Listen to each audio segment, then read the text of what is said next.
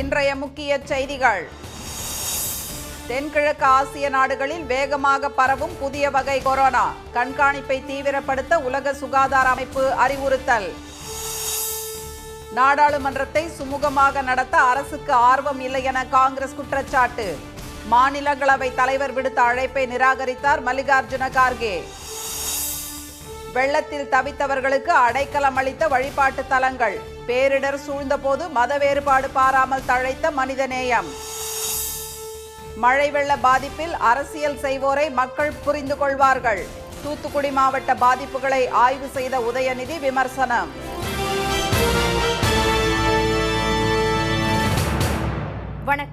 வணக்கம்.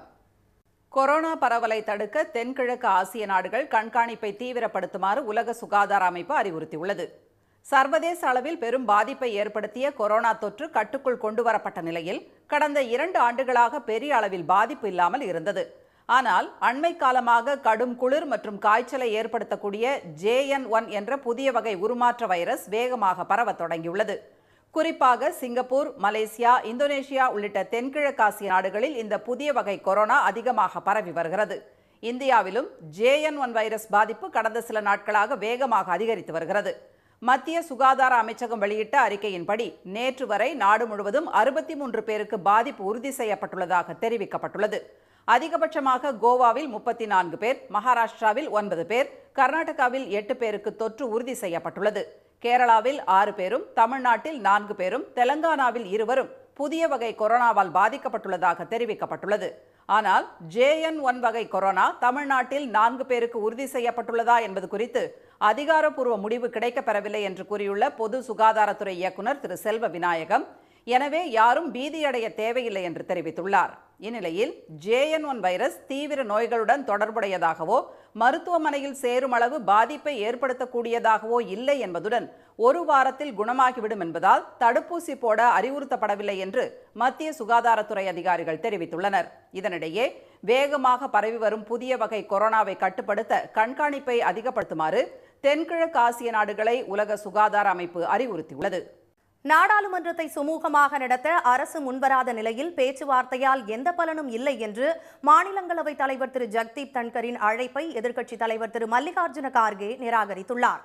குளிர்கால கூட்டத்தொடரில் 13ஆம் தேதி மக்களவை மாடத்திலிருந்து உறுப்பினர்கள் இருக்கை பகுதிக்குள் குதித்த இருவர் வண்ண புகை குப்பிகளை வீசிய சம்பவத்திற்கு பாதுகாப்பு குளறுபடிகளே காரணம் என்று எதிர்க்கட்சிகள் குற்றம் சாட்டின.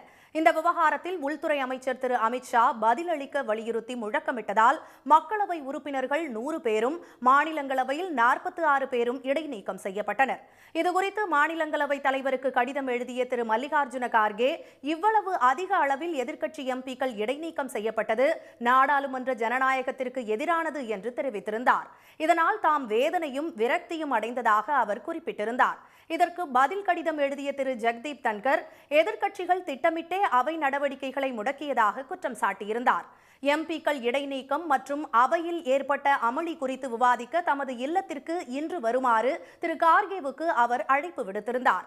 இந்நிலையில் நாடாளுமன்றத்தை சுமூகமாக நடத்துவதில் அரசு ஆர்வம் காட்டாத நிலையில் அவை தலைவரை அவரது அறையில் சந்தித்து உரையாடுவதால் எந்த பலனும் இல்லை என்று திரு கார்கே பதில் கடிதத்தில் குறிப்பிட்டுள்ளார்.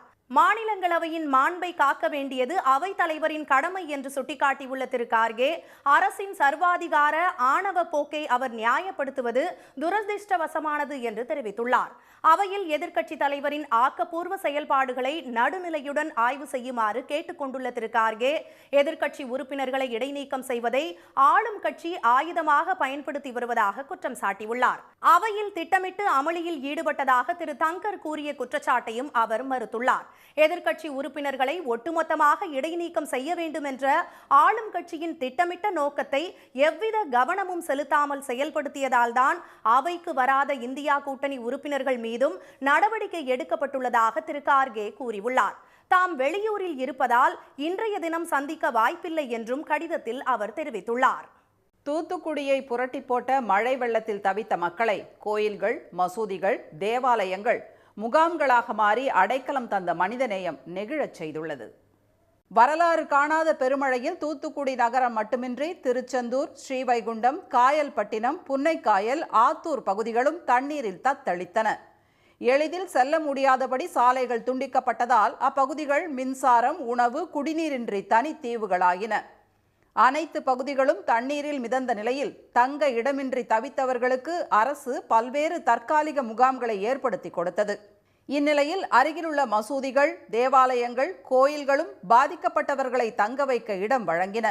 இயல்பு நிலை திரும்பி அனைவரும் வீடு திரும்பும் வரை KVK நகரில் உள்ள தேவாலயத்தில் அனைவரும் தங்க வைக்கப்பட்டு உணவு உள்ளிட்ட அடிப்படை வசதிகள் வழங்கப்பட்டன. மத சார்பின்றி எல்லா மக்களும் இந்த இடத்துல இருந்தார்கள். இதுதான் எங்களுக்கு உண்மையான கிறிஸ்மஸ் என்பதை நாங்கள் உணர்ந்து கொண்டோம். இந்த கிறிஸ்மஸ் 25ஆம் தேதி கிறிஸ்மஸ் அல்ல, எங்களுக்கு ஏற்கனவே கிறிஸ்மஸ் முடிந்து விட்டதை போன்ற ஒரு அனுபவத்தை இந்த நிகழ்வின் வழியாக நாங்கள் பெற்றிருக்கிறோம். தெருக்களில் இடுப்பளவு தண்ணீர் சூழ்ந்திருந்த போதிலும் சாதி மதம் பார்க்காமல் பாதிக்கப்பட்டவர்களின் வீடு தேடிச் சென்று இஸ்லாமிய அமைப்பினர் உதவிப் பொருட்களை வழங்கினர். உதவி கோரி தொலைபேசி அழைப்பு வந்த இடங்களை கண்டறிந்து அவர்கள் வழங்கிய உதவியை மக்கள் ஆனந்த கண்ணீருடன் பெற்றுக்கொண்டனர்.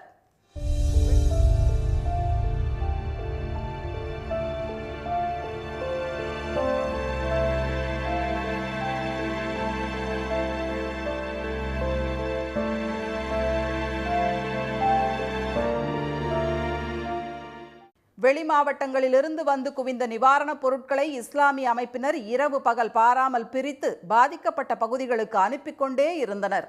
படகுகள், டிராக்டரிலும் தோளில் சுமந்தும் சலிக்காமல் மூலை முடுக்கெல்லாம் சென்று அவர்கள் உதவினர்.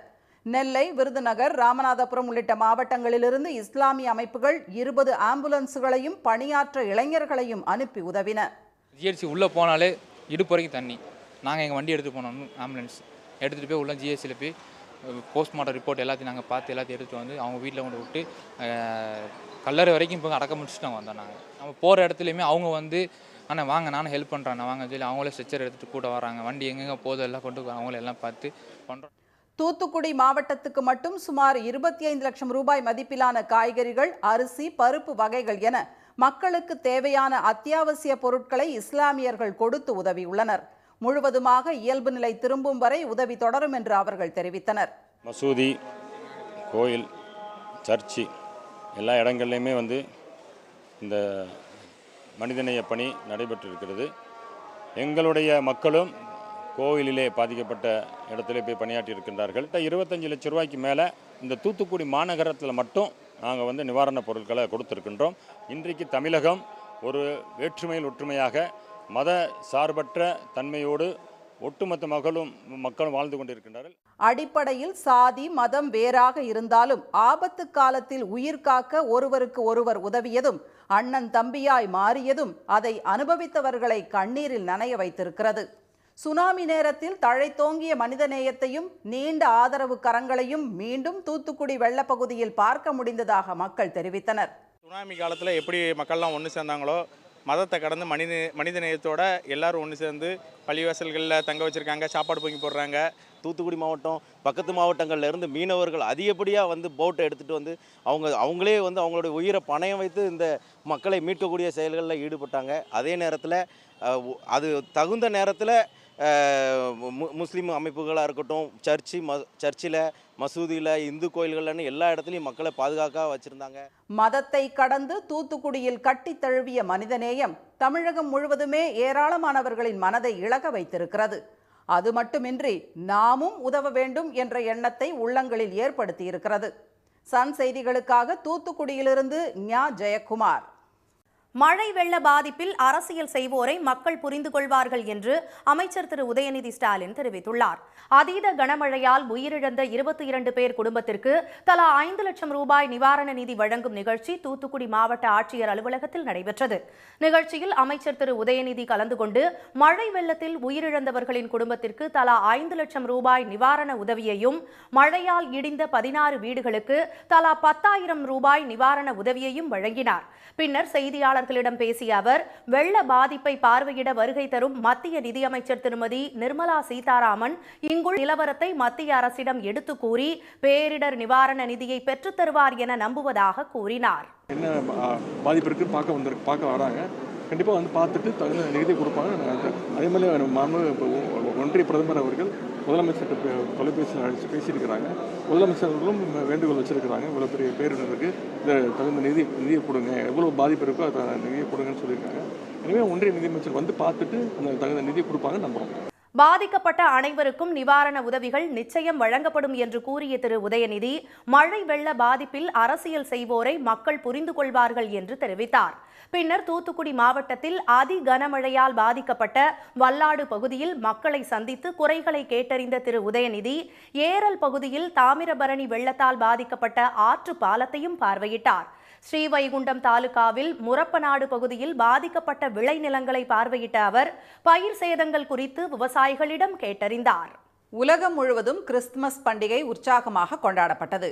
இயேசு பிரான் அவதரித்த இந்த நாளை உலகம் முழுவதும் உள்ள கிறிஸ்தவர்கள் கிறிஸ்துமஸ் பண்டிகையாக மகிழ்ச்சியுடன் கொண்டாடி வருகின்றனர். வாட்டிகன் புனித பீட்டர் பேராலயத்தில் போப் பிரான்சிஸ் தலைமையில் நடந்த திருப்பலியில் ஏராளமானோர் கலந்து கொண்டனர். இங்கிலாந்து, இத்தாலி, ஜெர்மனி உள்ளிட்ட நாடுகளில் கிறிஸ்துமஸ் கொண்டாட்டங்கள் கோலாகலமாக நடைபெற்றன. இந்தியாவில் டெல்லி, மும்பை, கொல்கத்தா, பெங்களூரு உள்ளிட்ட நகரங்களில் சிறப்பு பிரார்த்தனைகளில் கலந்து கொண்ட கிறிஸ்தவர்கள் வாழ்த்துக்களை பரிமாறிக்கொண்டனர். தமிழகத்தில் சென்னை சாந்தோம், பெசநகர் தேவாலயங்களில் நடந்த சிறப்பு திருப்பலியில் இயேசு பிறப்பு குறித்து தத்ரூபமாக நடித்து காட்டப்பட்டது.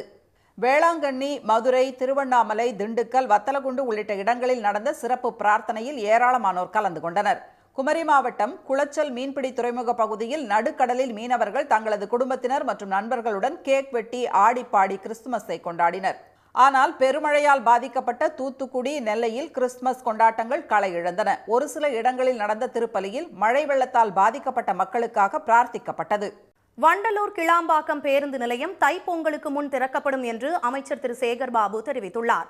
88 ஏக்கரில் அமைந்துள்ள இந்த பேருந்து நிலையத்தை அமைச்சர்கள் திரு சேகர்பாபு, திரு தாமு அன்பரசன் மற்றும் அதிகாரிகள் இன்று ஆய்வு செய்தனர். பின்னர் செய்தியாளர்களிடம் பேசிய திரு சேகர்பாபு, நவீன கட்டமைப்புடன் உருவாக்கப்பட்டுள்ள கிளாம்பாக்கம் பேருந்து நிலையம் விரைவில் பயன்பாட்டிற்கு வரும் என்று கூறினார். தமிழ் புத்தாண்டிற்குள், தமிழ் புத்தாண்டு அதாவது பொங்கல் 14ஆம் தேதி வருது, 15ஆம் தேதி பொங்கல் வருது. பொங்கலுக்குள், தமிழ் புத்தாண்டிற்குள் இந்த பேருந்து நிலையம் மக்கள் பயன்பாட்டிற்கு மாண்புமிகு தமிழக முதல்வர் பொற்கரங்களால் திறக்கப்பட்டு ஒப்படைக்கப்படும். சென்னையின் போக்குவரத்து நெரிசலை குறைப்பதற்காக கட்டப்பட்ட இந்த பேருந்து நிலையத்திலிருந்து 2300 பேருந்துகள் இயக்கப்படும் என்று திரு சேகர்பாபு தெரிவித்தார். 3500 இருசக்கர வாகனங்கள், 270 கார்களை நிறுத்தும் வகையில் வாகன நிறுத்துமிடம் மட்டுமின்றி காவல் நிலையம், பூங்கா உள்ளிட்டவை அமைக்கப்பட்டுள்ளதாகவும் அவர் கூறினார். இனி வருவது செய்தி துளிகள். முன்னாள் பிரதமர் வாஜ்பேயியின் 99வது பிறந்த நாளை முன்னிட்டு டெல்லியில் உள்ள அவரது நினைவிடத்தில் குடியரசுத் தலைவர் திருமதி திரௌபதி முர்மு, முன்னாள் குடியரசுத் தலைவர் திரு ராம்நாத் கோவிந்த், பிரதமர் திரு மோடி, மக்களவைத் தலைவர் திரு ஓம் பிர்லா, மத்திய அமைச்சர்கள் மலர் தூவி மரியாதை செலுத்தினர். மிக்ஜாம் புயல் பேரிடர் நிவாரணப் பணிகளுக்காக முதலமைச்சர் பொது நிவாரண நிதிக்கு குன்றக்குடி பொன்னம்பல அடிகளார் 5 லட்சம் ரூபாய்க்கான காசோலையை முதலமைச்சர் திரு மு.க. ஸ்டாலினிடம் நேரில் வழங்கினார்.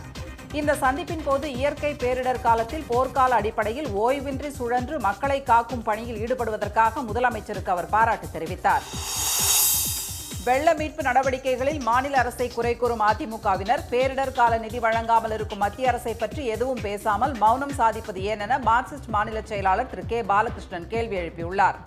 நாகை மாவட்டம் கீழ்வெண்மணியில் கூலி உயர்வுக்காக போராடியதற்காக கொல்லப்பட்ட சம்பவத்தின் 55வது ஆண்டு நினைவு நாளை முன்னிட்டு அங்குள்ள நினைவு தூணில் அஞ்சலி செலுத்திய பின் செய்தியாளர்களிடம் பேசிய அவர், தமிழ்நாட்டு வெள்ள பாதிப்புகளை சரிசெய்ய நிதியுதவி கேட்டும் மோடி அரசு இதுவரை வழங்காமல் இருப்பது தமிழர்களை பழிவாங்கும் செயல் என்று விமர்சித்தார். புதுக்கோட்டை மாவட்டம் ஆவுடையார் கோவில் ஆத்மநாதசாமி கோயில் மார்கழி மாத திருவாதிரை திருவிழாவை முன்னிட்டு தேரோட்டம் விமர்சையாக நடைபெற்றது. ஆயிரக்கணக்கானோர் வடம் பிடித்து இழுக்க வலம் வந்த திருத்தேரில் அருள் பாலித்த மாணிக்க வாசகர் சுவாமியை பக்தர்கள் தரிசித்தனர். பழமையும் பெருமையும் வாய்ந்த சிவாலயங்களில் ஒன்றாக கருதப்படும் இக்கோயிலில் ஆண்டுக்கு 2 முறை திருத்தேரோட்டம் நடைபெறும் என்பது குறிப்பிடத்தக்கது. சென்னையில் மழை வெள்ளத்துக்கு பிறகு எவ்விதமான தொற்று நோயும் பரவவில்லை என்று மாநகராட்சி ஆணையர் திரு ராதாகிருஷ்ணன் தெரிவித்துள்ளார். போர் நினைவுச்சின்னம் அருகே அன்னை சத்யா நகரில் மழைக்கால சிறப்பு மருத்துவ முகாமை பார்வையிட்ட அவர், இதுவரை 9969 மருத்துவ முகாம்கள் நடத்தப்பட்டதில் 5,64,000 பேர் பயனடைந்துள்ளதாக கூறினார். சுதந்திர போராட்டத்துக்கு வித்திட்ட வீரமங்கை வேலு நாச்சியார் 227வது நினைவு தினத்தை முன்னிட்டு சிவகங்கையில் அவரது நினைவிடத்தில் வாரிசுதாரர்களும் பல்வேறு கட்சியினரும் மலர் வளையம் வைத்து அஞ்சலி செலுத்தினர். ஈரோடு மாவட்டம் பவானியில் உள்ள காலிங்கராயன் அணைக்கட்டிலிருந்து வாய்க்கால் பாசனத்துக்கு அமைச்சர் திரு முத்துசாமி, மக்களவை உறுப்பினர் திரு கணேசமூர்த்தி, சட்டப்பேரவை உறுப்பினர் திரு ஈஸ்வரன் ஆகியோர் தண்ணீரை திறந்து வைத்தனர். அடுத்த ஆண்டு ஏப்ரல் 23ஆம் தேதி வரை 120 நாட்களுக்கு தண்ணீர் விடப்படுவதால் சுமார் 16,000 ஏக்கர் நிலங்கள் பயன்பெறும். சபரிமலையில் மண்டல பூஜை நாளை மறுதினம் நிறைவடைவதை ஒட்டி பக்தர்களின் வருகை அதிகரித்துள்ளது. அதிகபட்சமாக நேற்று 1,969 பேர் மலை ஏறியுள்ளனர். தற்போது பக்தர்கள் 15 மணி நேரம் வரை காத்திருந்து தரிசனம் செய்து வருகின்றனர்.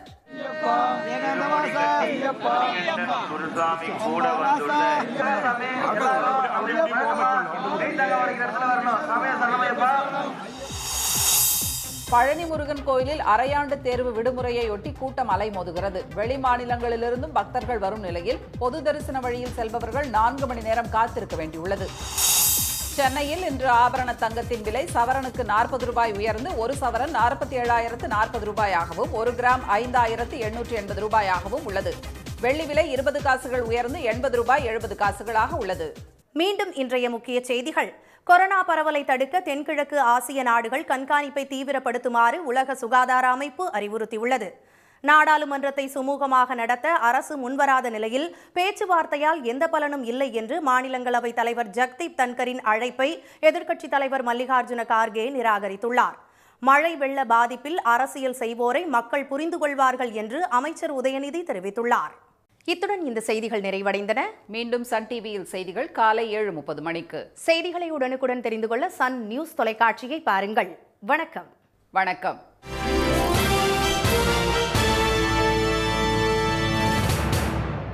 உடனுக்குடன் செய்திகளை தெரிந்து கொள்ள சன் நியூஸ் பெல் ஐகானை கிளிக் பண்ணுங்க.